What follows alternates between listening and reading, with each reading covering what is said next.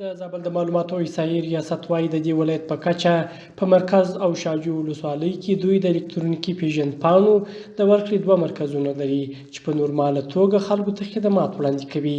د زابل د احصایې او معلوماتو ریاست رئیس مولوي ګل محمد احمد حریت راډیو ته د خبرو په ترڅ کې وویل تر اوسه د ټول زابل په کچه 90,000 الکترونیکي پیژندپاڼې ویشل شوي او لا هم دا پروسه مخ په چټکۍ روانه ده.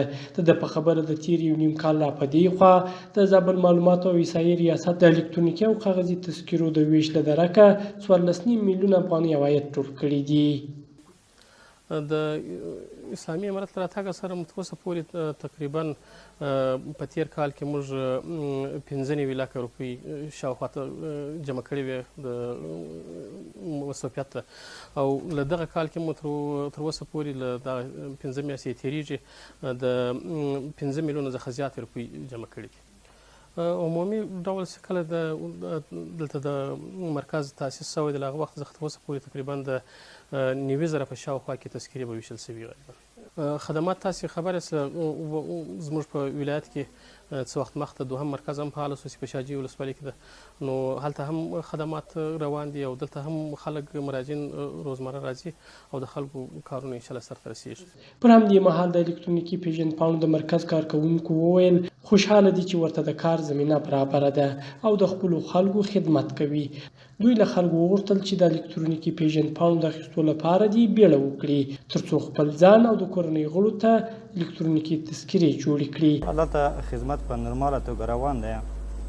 تقریبا د ورځې په جریان کې تر 1,900 پورې تذکرې موږ چاپ ته استوو.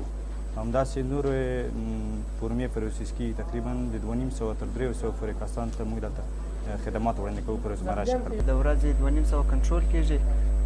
په ضمن کې ورسره فرم تجدید او فرم ثبت او ورکې شوي تذکرې اجرا کوو. د یو افغان په صفت باندې ځان افتخار بولم چې د وطن خدمت کوم او ګورو ته کار کوم. یو شمېر عام خلک چې د زابل له بېلابېلو سیمو د الکترونیکي پیژندپاڼو د ترلاسه کولو لپاره راغلي ول د پروسې له اسانوالي خوښي څرګنده کړه او زیاته یې کړه چې الکترونیکي پیژندپاڼه اخیستل خورا مهمه او په ورځني ژوند کې ارزښت لري.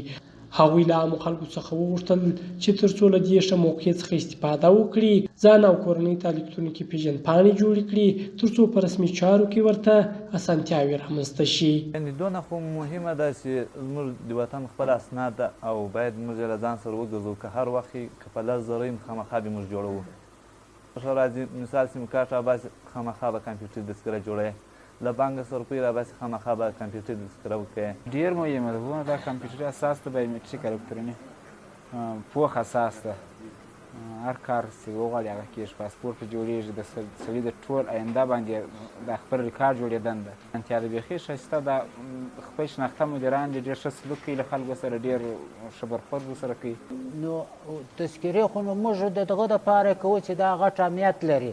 زموږ د یو حج دپاره یا د یو پاسپورټ دپاره وینې نو په دې باندې موږ ډېر خوشحاله یو چې زموږ آینده ژوند د کوچنیانو دا لار سم روان سي. د زابل په کچه د الکترونیکي تذکرو 2 مرکزونه موجود دي چې کارونه یې په عادي توګه روان او خلک یې له خدماتو خوشحاله دي.